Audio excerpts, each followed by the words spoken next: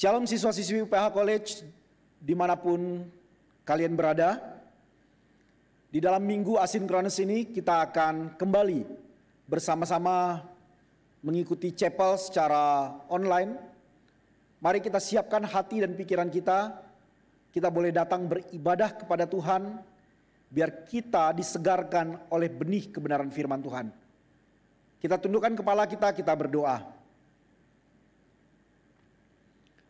Bapa Surgawi, kami datang, kami mengucapkan syukur untuk segala kebaikan, rahmat yang Tuhan limpahkan di dalam kehidupan kami. Dimanapun kami berada saat ini, kiranya Engkau yang boleh hadir bersama-sama kami di dalam ibadah ini. Tuhan yang boleh berbicara melalui puji-pujian yang kami naikkan ke hadapan-Mu. Ini adalah wujud respon kasih kami kepadamu ya Tuhan. Engkaulah yang dipermuliakan melalui ibadah ini. Dan kebenaran firman Tuhan yang kami akan dengarkan bersama menuntun kami untuk menghidupi kehendak Allah di dalam hari-hari yang kami lalui. Terima kasih Tuhan, ini doa kami kepadamu. Di dalam nama Tuhan Yesus Kristus kami buka ibadah ini. Amin.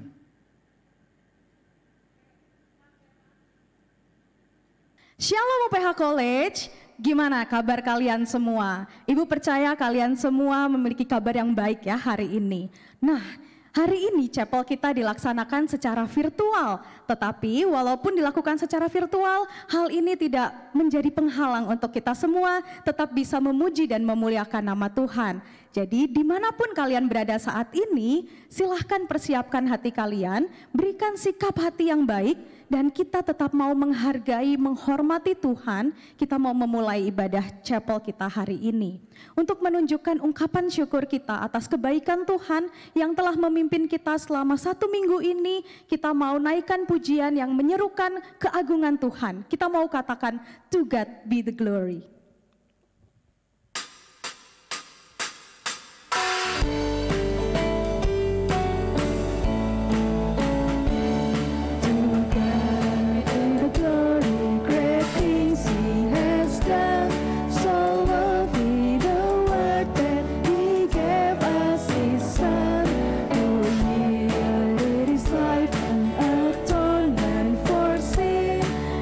Open the life given.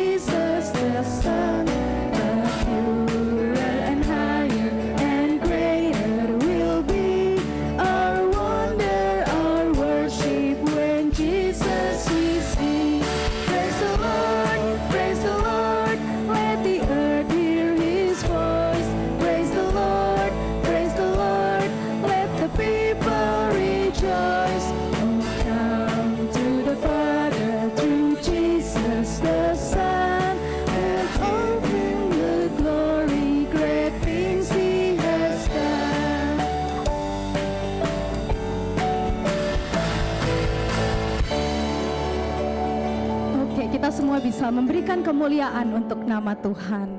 Ya, kita bersyukur Tuhan boleh pimpin dan sertai kehidupan kita.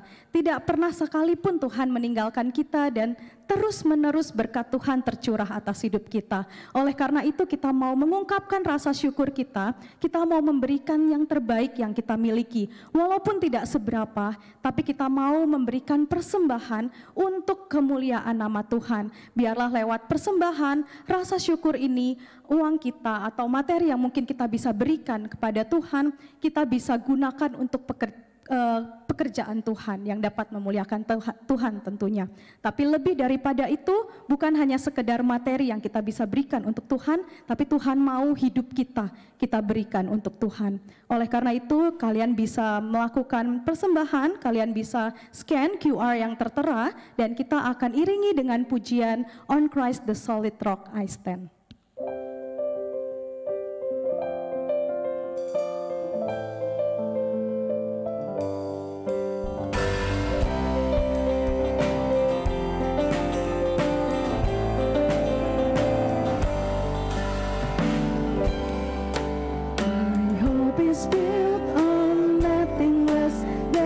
Jesus' blood and righteousness.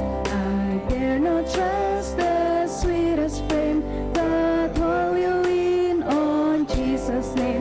On Christ the solid rock I stand. All other ground is sinking sand. All other ground is sinking sand.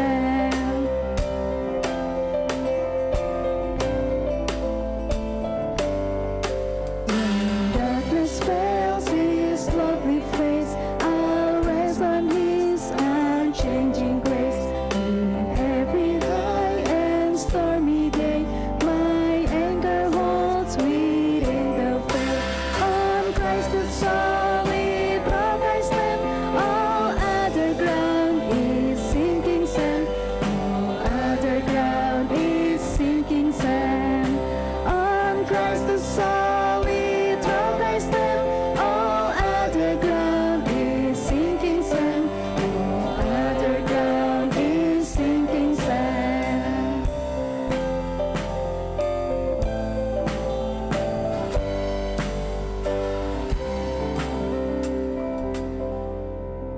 Oke, kita akan iringi persembahan kita ini, kita mau bawa dalam Tuhan melalui doa. Mari kita semua berdoa. Bapa di surga, kami mengucap syukur Tuhan, Engkau selalu memberkati kehidupan kami. Terima kasih Tuhan karena Engkau selalu mencukupkan kebutuhan kami dan Engkau tidak pernah meninggalkan kami. Tuhan, inilah yang dapat kami berikan, mungkin tidak sempurna, tapi kami mau Tuhan agar Tuhan boleh layakkan persembahan kami ini, agar persembahan ini boleh menjadi kemuliaan untuk nama Tuhan. Kiranya Tuhan boleh memberkati untuk setiap kami yang boleh memberikan persembahan ini. Kami serahkan persembahan ini hanya ke dalam tangan kuasa-Mu Tuhan. Dalam nama Tuhan Yesus kami berdoa. Amin. Oke semuanya, kita sudah memuji dan memuliakan Tuhan. Tiba saatnya kita mau mendengarkan kebenaran firman Tuhan. Kita mau iringi hati kita gitu ya, kita mau menyiapkan hati kita untuk kita bisa mendengarkan firman Tuhan, dan firman Tuhan yang ditanamkan tidak hanya berlalu begitu saja, tetapi kita bisa terima, kita bisa rasakan di hati kita, dan kita juga bisa terapkan di dalam kehidupan kita. Oleh karena itu kita angkat pujian yang berjudul How Great Thou Art.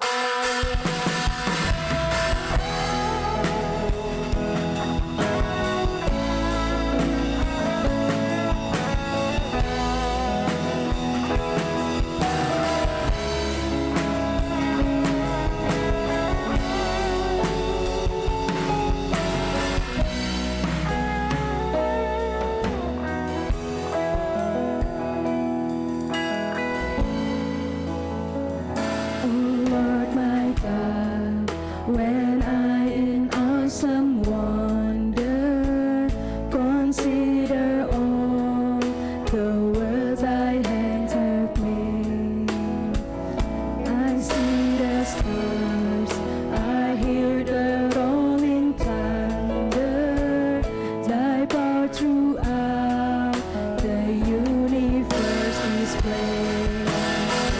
Then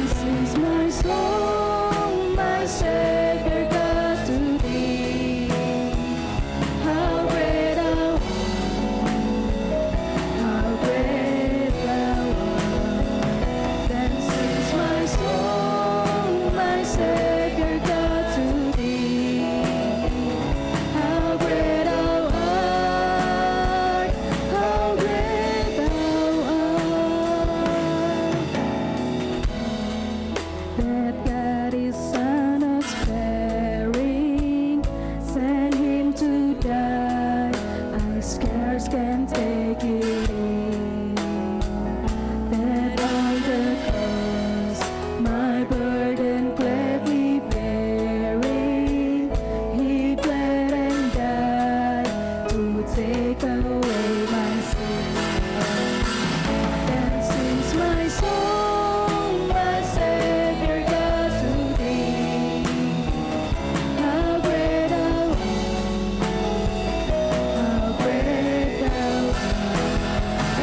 Then sings my soul, my Savior God, to thee. How great thou art, how great thou art. Then sings my soul, my Savior God, to thee.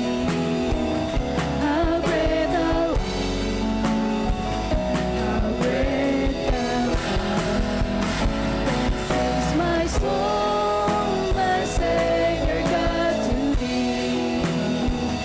How great thou art, how great thou art, how great thou art, how great thou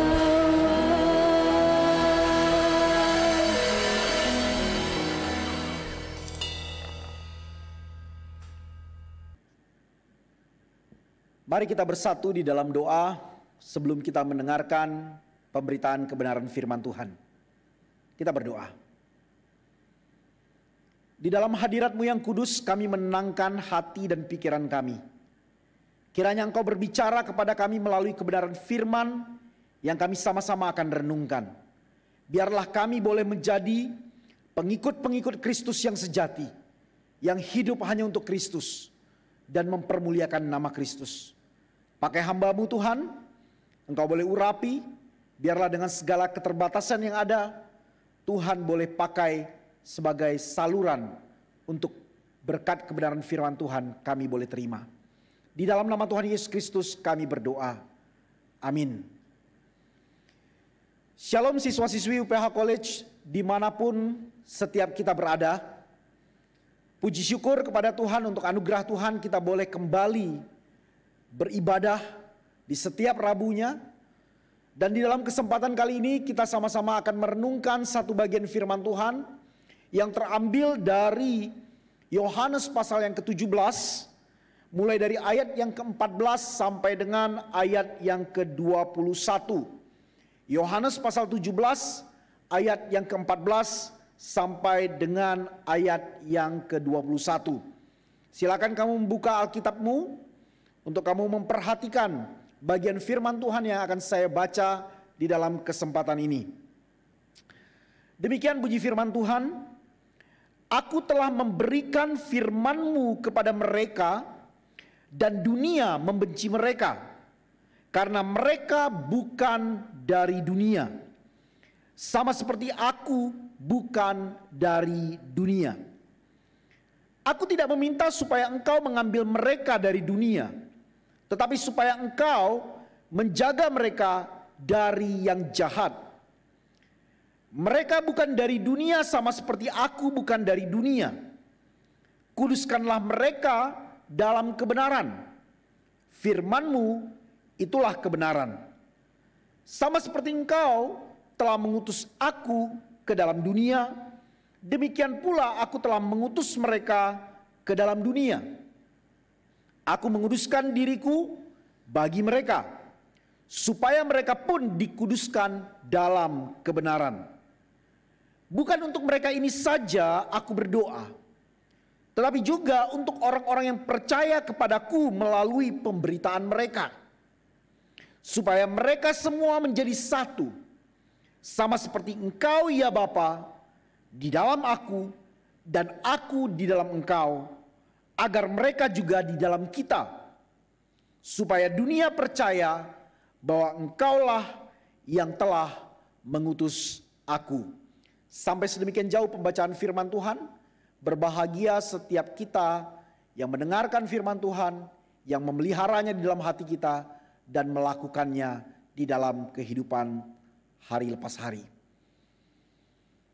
Anak-anakku yang terkasih di dalam Tuhan Yesus Kristus, coba tanya kepada dirimu pribadi lepas pribadi, bagi engkau yang sudah mengikut Kristus, sudah seberapa sungguh-sungguh engkau percaya kepada Kristus?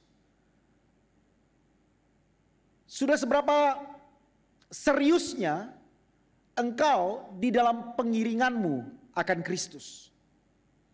Bagi engkau yang belum percaya, engkau tanya kepada dirimu, apakah Kristus yang diberitakan itu layak untuk diikuti dan dipercaya?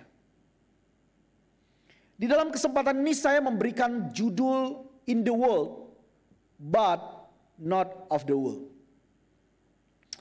Mengikut Kristus di dalam kehidupan yang kita jalani bukanlah hal yang mudah dan bersifat gampangan. Jikalau di dalam kehidupanmu dan kehidupanku engkau pernah mendengar bahwa mengikut Kristus itu akan menggampangkan hidupmu, maka saya mau katakan dari mimbar ini bahwa itu bukanlah Injil sejati.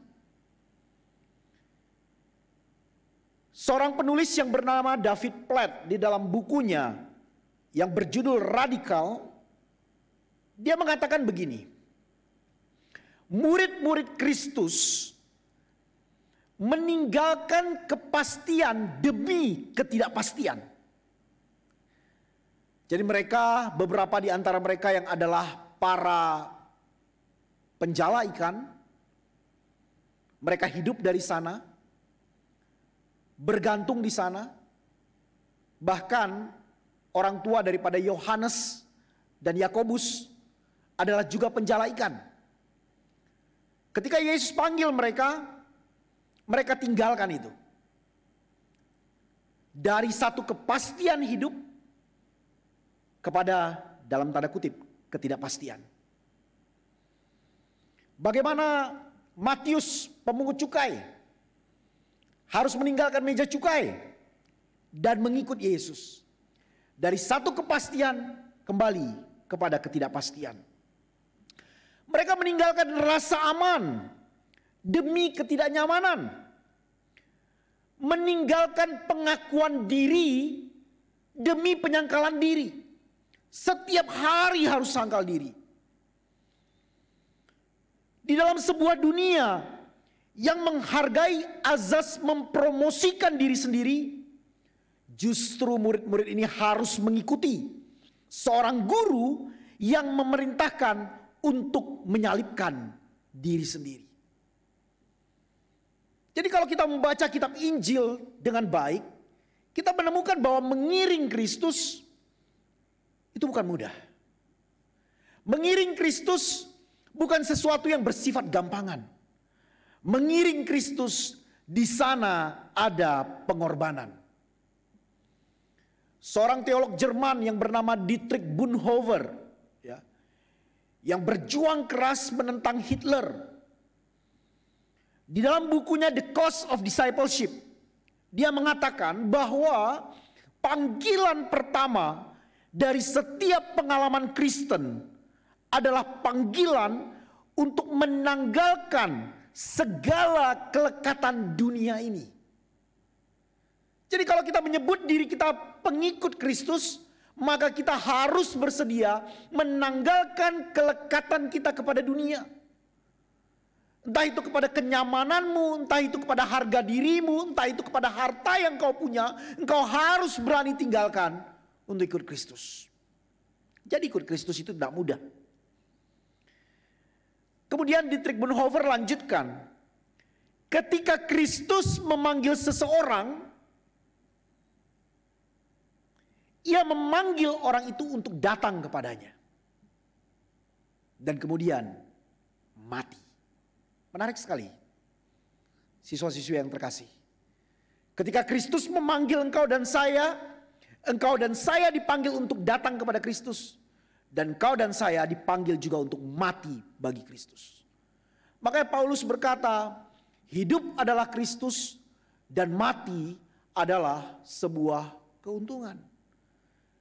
Di dalam aku hidup, Kristus itu harus dipermuliakan melalui apa yang aku lakukan. Di dalam aku mati, aku berjumpa dengan Kristus, Sang Juru Selamat hidupku. Jadi jelas bagi kita bahwa sebagai pengikut Kristus, kita ini berada di dalam dunia. Namun kita harus mengerti bahwa kita bukan milik dunia ini. Makanya Paulus itu di dalam surat Roma pasal yang ke-12 itu dia mengatakan bahwa janganlah engkau menjadi serupa dengan dunia ini, ya, dengan segala sistem yang ada di dalamnya, dengan hal-hal yang membawa engkau untuk menjauh daripada Allah. Janganlah engkau menjadi serupa dengan dunia ini, tetapi berubahlah, kata Paulus, oleh pembaharuan budimu, supaya engkau mengerti apa yang menjadi kehendak Allah dalam hidupmu. Dunia dengan jelas itu membenci orang-orang Kristen. Karena nilai-nilai hidup Kristen itu berbeda dari nilai hidup dunia. Ketika engkau ingin menjadi kudus, ketika engkau ingin mempersembahkan hidup di hadapan Allah, tantangan dari sekelilingmu pasti ada.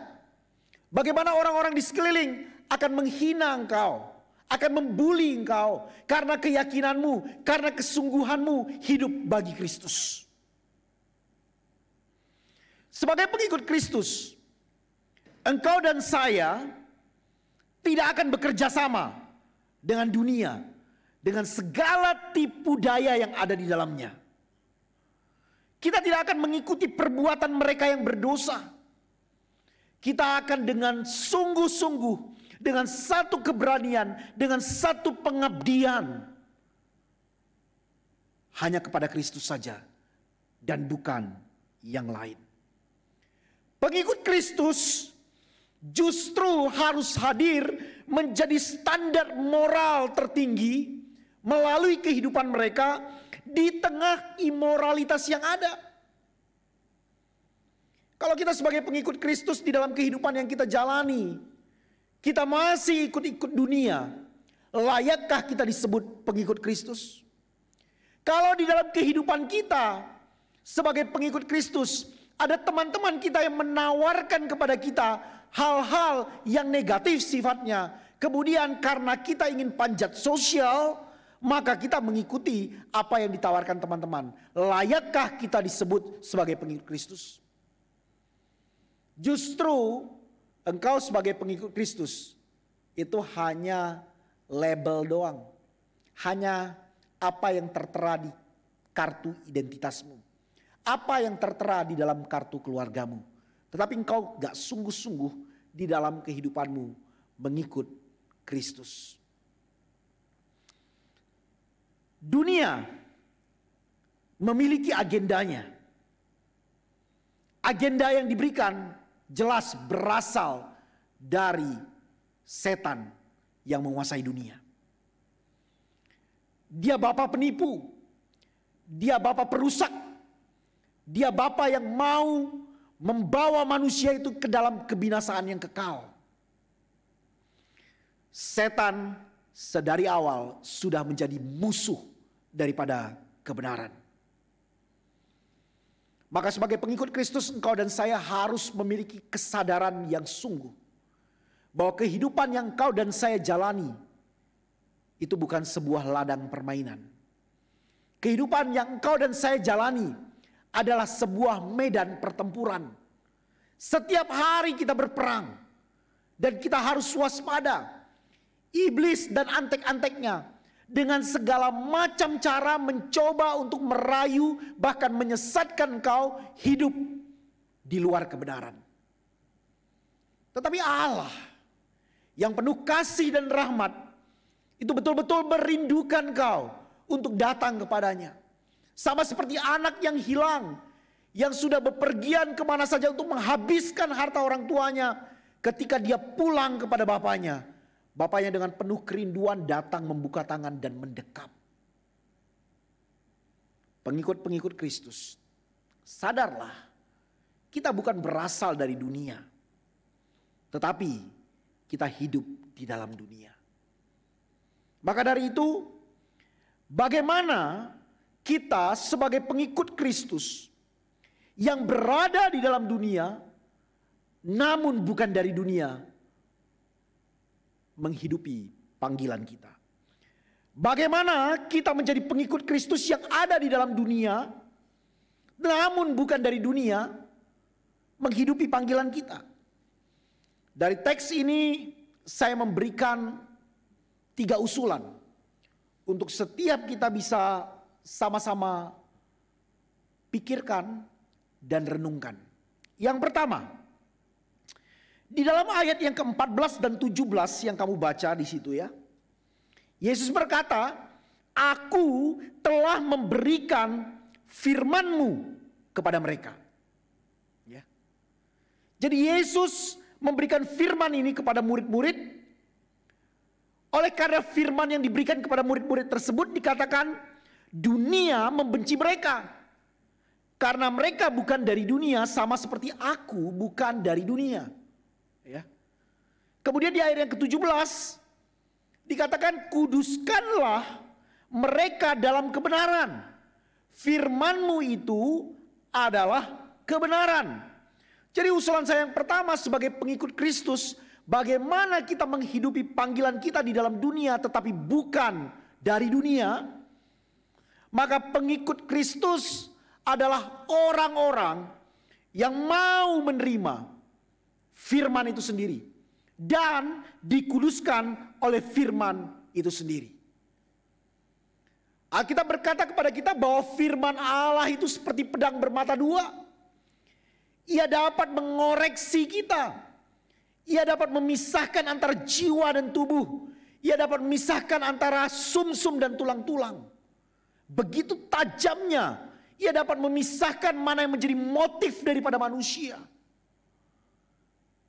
2 Timotius pasal 3 ayat 16 itu berkata bahwa segala tulisan yang diilhamkan oleh Allah memang bermanfaat. Untuk apa? Untuk mengajar, untuk menyatakan kesalahan, untuk memperbaiki kelakuan, dan untuk mendidik orang dalam kebenaran. Jadi sebagai pengikut Kristus di dalam kehidupan kita, seharusnya kita adalah orang-orang yang mau menerima firman, yang mau dikuduskan oleh firman. Firman Tuhan harus memurnikan pikiran kita. Firman Tuhan harus memurnikan hati kita. Hati ini dijaga oleh kebenaran firman Tuhan. Makanya Salomo itu pernah berkata di dalam Amsal, dia katakan, "Jagalah hatimu dengan segala kewaspadaan, karena dari situlah terpancar kehidupan." Yeremia pernah berkata bahwa hati manusia itu gelap, hati manusia itu busuk. Ya, siapa yang dapat menilai hati manusia? Nah, sementara di satu sisi hati manusia itu harus menjadi dasar bagi manusia untuk menjalani hidup. Hati itu, kata Salomo, harus dijaga. Bagaimana cara menjaganya? Dengan firman Tuhan. Seorang penulis pernah berkata bahwa hati itu adalah rumah berhantu manusia. Tidak ada yang kenal hati manusia kecuali Tuhan itu sendiri. Maka di dalam hati manusia, firman Allah harus mendapatkan tempat yang utama. Untuk memurnikan pikiran kita, untuk memurnikan hati kita. Firman Tuhan itu menyingkapkan dosa kita. Ketika kita sadar bahwa firman Tuhan itu telah menyingkapkan dosa kita, seperti kita sedang bercermin. Waktu engkau bercermin, tiba-tiba ada nasi di pipimu, engkau akan lihat, oh iya ada sesuatu ya di pipi, dan engkau harus singkirkan. Waktu engkau berdiri di depan firman Tuhan seperti cermin bagi kamu untuk melihat. Ya, di dalam kehidupan yang saya jalani ini, sudahkah kehidupan saya adalah kehidupan yang dikuduskan di dalam kebenaran? Ketika dosa disingkapkan, firman Tuhan menolong kita, memberikan keberanian kepada kita untuk kita mengakui dosa kita. Terkadang kita di dalam kehidupan yang kita jalani, ketika dosa itu hadir dan kita terperangkap oleh jeratnya, berapa banyak dari antara kita datang kepada Tuhan dan dengan keberanian memohon pengampunan Tuhan untuk dosa yang kita lakukan. Tapi beberapa di antara kita ketika kita berbuat dosa, rasa penyesalan itu pun tidak ada. Kita bahkan membelakangi Tuhan. Karena memang dosa itu begitu. Dosa itu akan menjauhkan engkau dari Allah. Dosa itu akan menyeret engkau makin lama makin jauh kepada Allah. Tetapi dengan firman yang engkau pahami, engkau datang dengan keberanian mengaku. Alkitab berkata, baiklah kita berperkara, kata Yesaya. Sekalipun dosamu merah seperti kirmizi, akan putih seperti salju.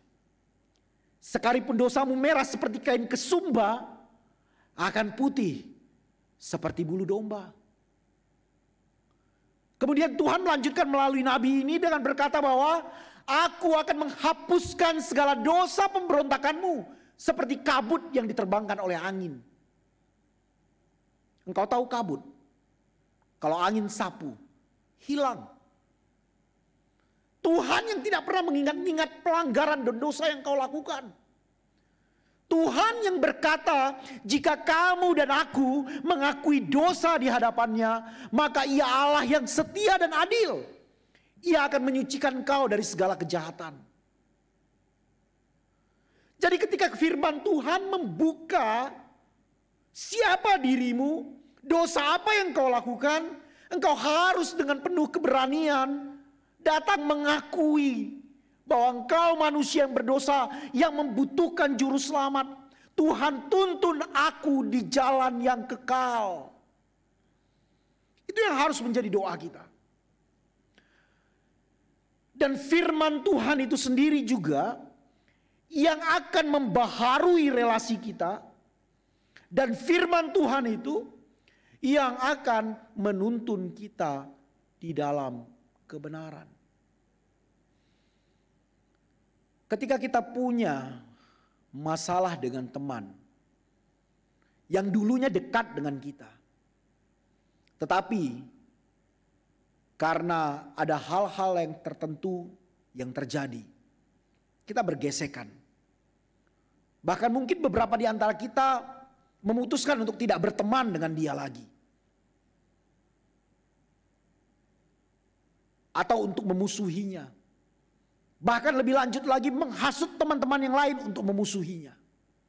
Pertanyaan saya, apakah itu sikap seorang pengikut Kristus? Kalau engkau pengikut Kristus yang sejati, engkau tidak akan ambil sikap seperti itu. Karena Tuhanmu mengajarkan, jikalau ada syak di dalam hati saudaramu terhadap engkau, waktu engkau mau mempersembahkan korban kepada dia, ya, tinggalkan korban persembahanmu. Balik, berdamai dulu dengan saudaramu, baru engkau datang kepadaku bawa persembahanmu. Itu orang yang mau dibentuk oleh firman Tuhan. Mau menghancurkan diri, mau menyangkali diri, menyalibkan diri di bawah kaki Kristus. Siswa-siswi yang terkasih di UPH College, kita hidup di dalam dunia, tetapi kita bukan dari dunia. Iblis mau engkau dan saya itu menjadi pecundang-pecundang dalam hidup.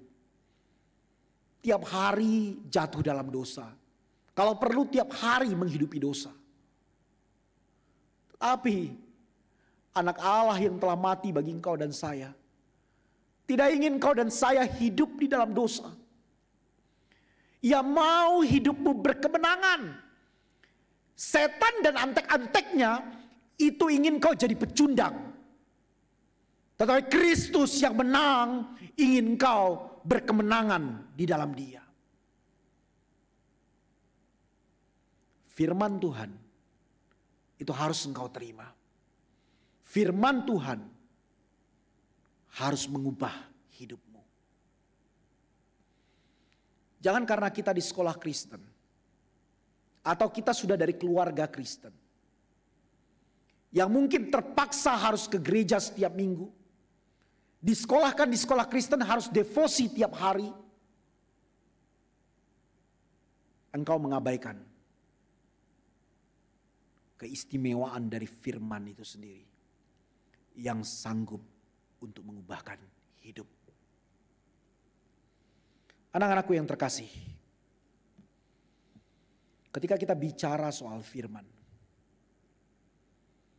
ada orang-orang di luar sana yang bergumul untuk mendapatkan firman Allah. Ada negara-negara di mana Alkitab itu harus diselundupkan. Dan kalau mereka bertemu dengan penginjil-penginjil yang mampu untuk menjelaskan firman Allah kepada mereka, mereka rela bayar harga untuk dengar setiap perkataan yang keluar dari hamba-hamba Tuhan yang mengajarkan Injil dengan setia. Dan mereka begitu berkobar-kobar untuk memberitakan Injil ini. Kenapa? Karena firman Allah itu begitu berharga. Firman Allah itu telah mengubah banyak hidup manusia, termasuk kehidupan saya. Dan firman itu juga yang sama, yang berkuasa untuk mengubah kehidupan kamu.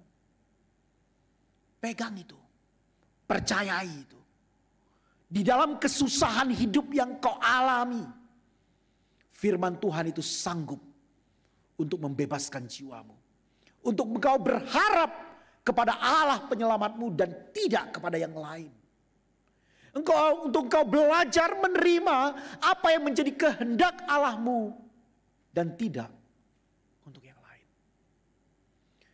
Bagi engkau yang anak-anak Tuhan, yang sudah lama hidup bagi Tuhan, tetapi mulai meninggalkan firman Allah, kembalilah, datanglah kepada Tuhan, cintai firman-Nya. Biarlah firman itu menghidupkan kau. Sama seperti Daud yang berkata, untuk selama-lamanya aku tidak akan melupakan firman-Mu. Untuk selama-lamanya aku tidak akan melupakan titah-titah-Mu.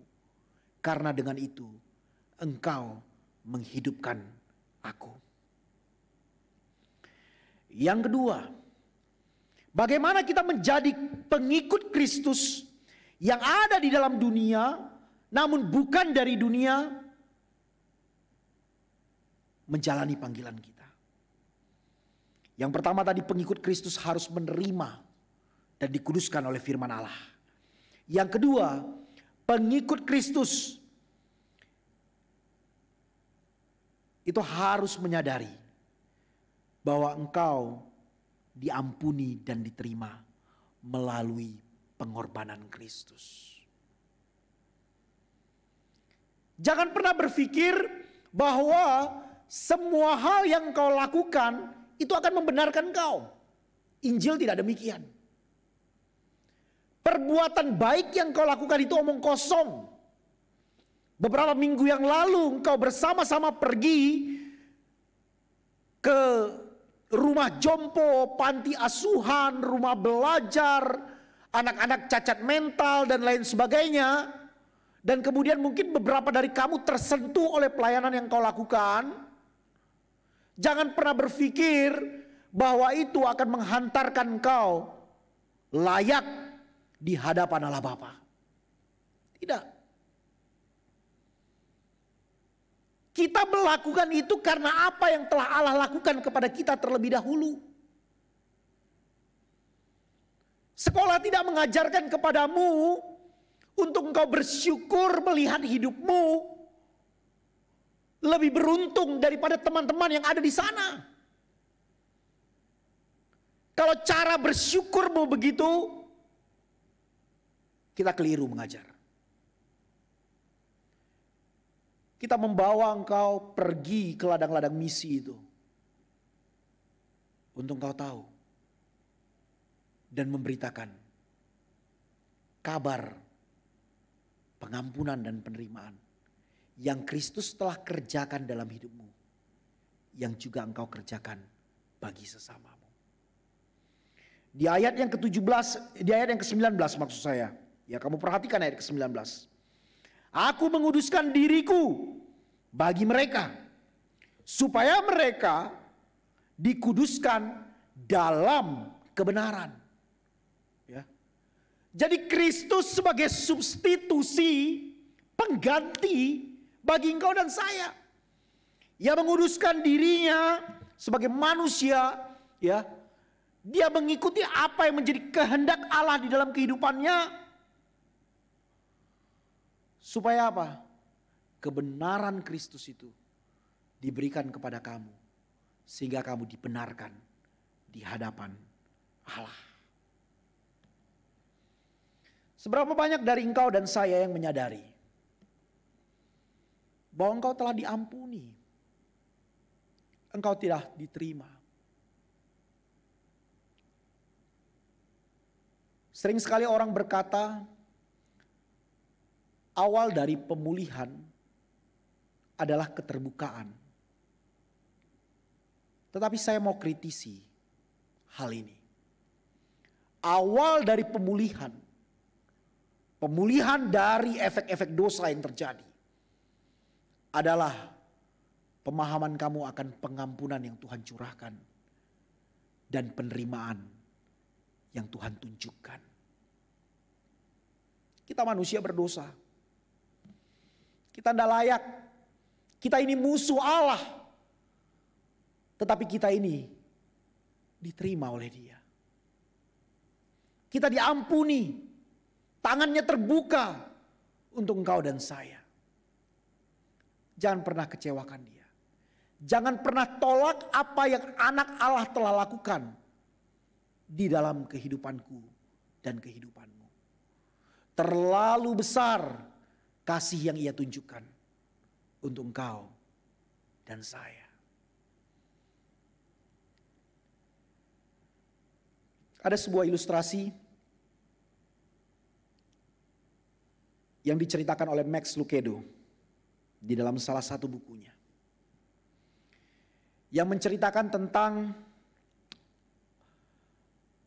orang tua di dalam setting Perang Dunia yang kedua memiliki seorang anak laki-laki, anak tunggal, yang memutuskan setelah tamat dari sekolah, ya, tamat dari kuliahnya, untuk menjadi seorang marinir.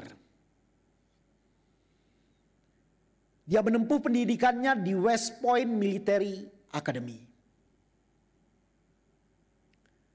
Kemudian dia dididik di sana. Setelah tepat waktunya dia lulus dengan pangkat Letnan II. Perang Dunia Kedua pada waktu itu hampir selesai. Tetapi Amerika masih menduduki wilayah Vietnam. Amerika sebenarnya terpukul kalah dengan para pemberontak yang kita sebut dengan pemberontak Viet Cong, yang begitu bersemangat untuk menghancurkan Amerika. Diutuslah letnan ini untuk pimpin satu pasukan kecil. Apa yang menjadi tugasnya? Tugasnya adalah untuk menyapu semua ranjau darat yang tertinggal di perang Vietnam. Kemudian dia berangkat, dia melakukan operasi-operasi untuk pembersihan ranjau darat, dan semua itu dapat ditangani dengan baik. Sampai pada waktu hari-hari terakhir sebelum dia pulang ke Amerika. Dalam satu operasi, pasukan ini diserang oleh pemberontak Viet Cong yang tersisa secara membabi buta. Kemudian letnan ini bersama dengan anak buahnya mulai mencari parit perlindungan, memastikan anak buahnya aman masuk dalam parit perlindungan. Tetapi apa yang terjadi, anak-anakku? Satu orang prajurit itu tidak ada di dalam parit perlindungan. Ketika dilihat, si prajurit ini berusaha untuk bertahan dari gempuran pemberontak Viet Cong dengan peluru yang secara serampangan ditembakkan. Letnan ini mau keluar dari parit perlindungan, anak buahnya tahan. Jangan, Pak, ini akan membahayakan nyawa Bapak. Tetapi dia bertekad untuk keluar. Dia keluar, dia selamatkan prajurit ini yang sudah tertembak pada bagian kakinya. Ketika dimasukkan ke dalam parit perlindungan, pada saat letnan ini hendak turun, peluru yang ditembakkan secara serampangan tadi mengenai bagian belakang dan tembus ke depan, tepat di bagian jantungnya. Dia meninggal di tempat. Tidak berapa lama bantuan datang dan prajurit itu dapat dievakuasi bersama dengan letnannya. Jenazah dikirimkan ke Amerika. Diberikan upacara kemiliteran. Kedua orang tua datang dengan begitu sedih dan galau. Beberapa waktu kemudian orang tua mendengar cerita kepahlawanan daripada anaknya ini. Bagaimana anaknya ini menyelamatkan prajurit tadi. Orang tua ini ingin dengar ceritanya dari prajurit tersebut. Dia menyampaikan kepada kepala staf angkatan darat yang ada untuk memohon izin agar prajurit yang diselamatkan tadi dapat datang ke dalam undangan makan malam yang disiapkan oleh suami istri yang sudah tua ini. Pada waktu yang ditentukan, prajurit itu belum datang. Telah lewat 1 jam, prajurit itu juga belum datang. Kemudian lewat 1 jam 15 menit, si bapak bilang, sepertinya makanan ini kita perlu bereskan.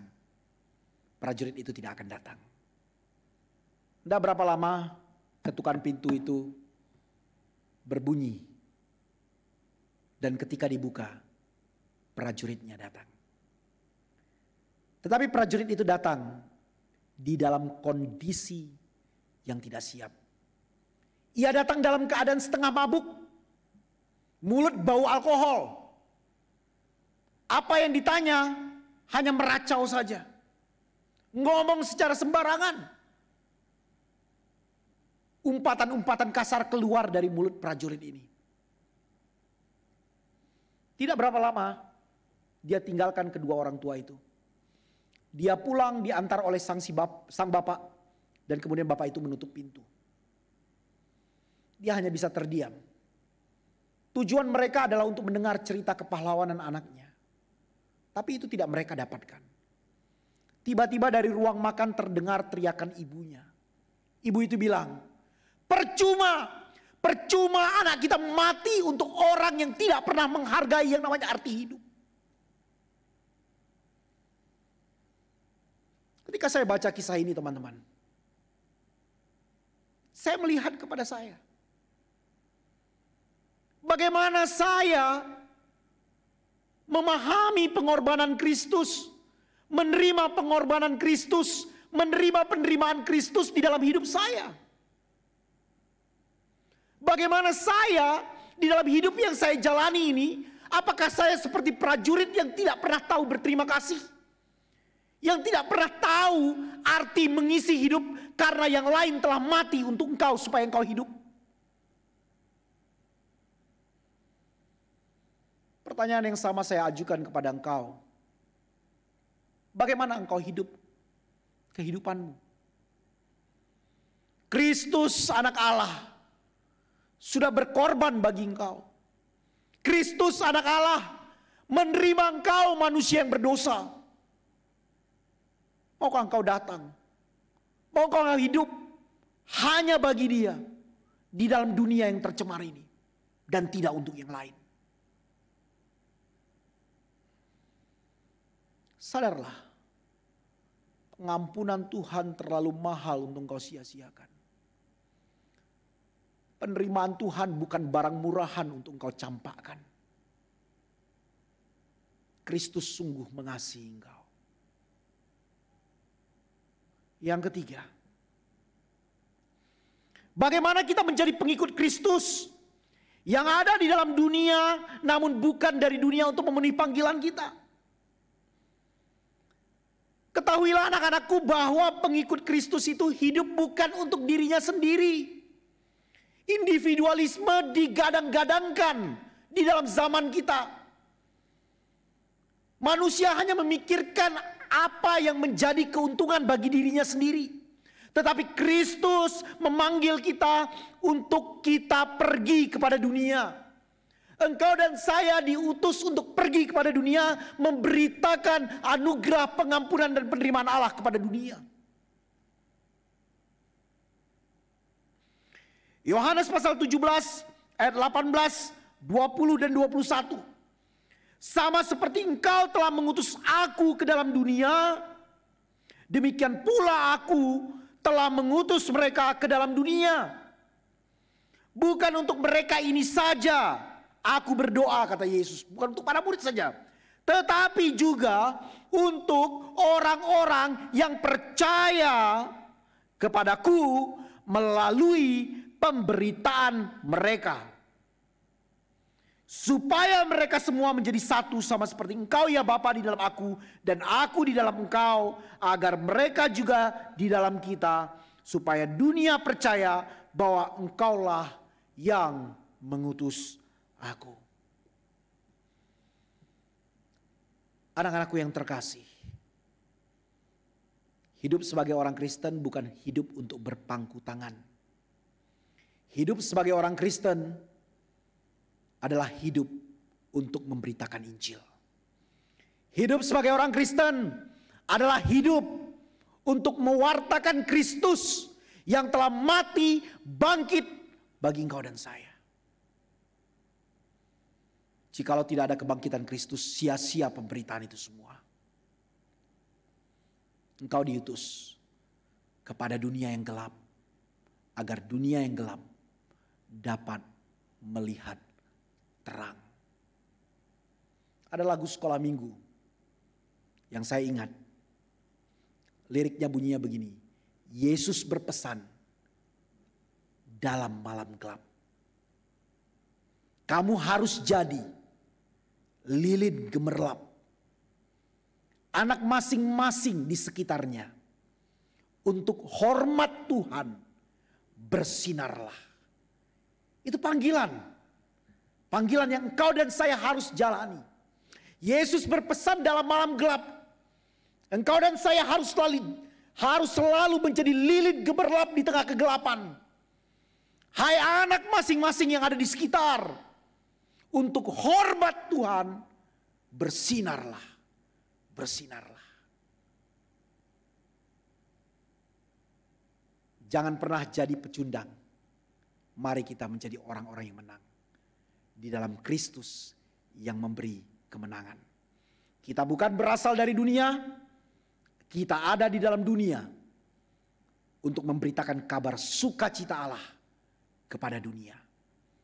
Tuhan Yesus memberkati kita. Mari kita berdoa.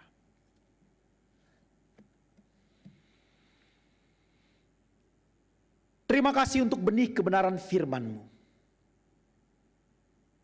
Hamba telah selesai berbicara.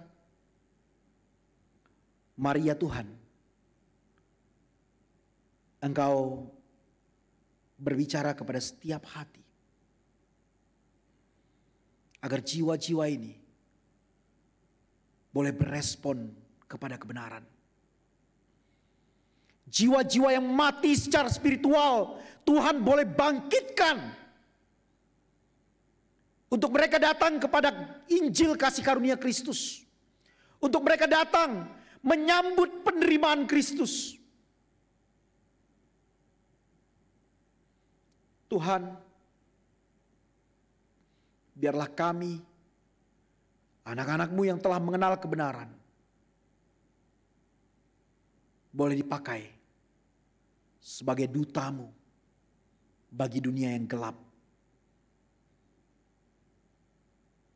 yang memerlukan belas kasihan Tuhan. Engkau datang untuk kami manusia yang berdosa.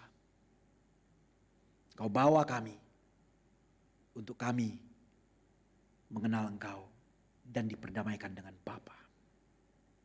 Terima kasih. Terima kasih. Anak-anakku yang terkasih, kita akan tutup ibadah kita hari ini. Mari arahkan hatimu kepada Tuhan. terimalah berkat yang daripadanya. Kiranya kasih karunia dan damai sejahtera dari Allah Bapa kita, kasih di dalam Putra Tunggalnya Tuhan kita Yesus Kristus, serta persekutuan dengan Roh Kudus boleh menyertai kita mulai dari hari ini sampai selama-lamanya. Amin. Tuhan Yesus memberkati.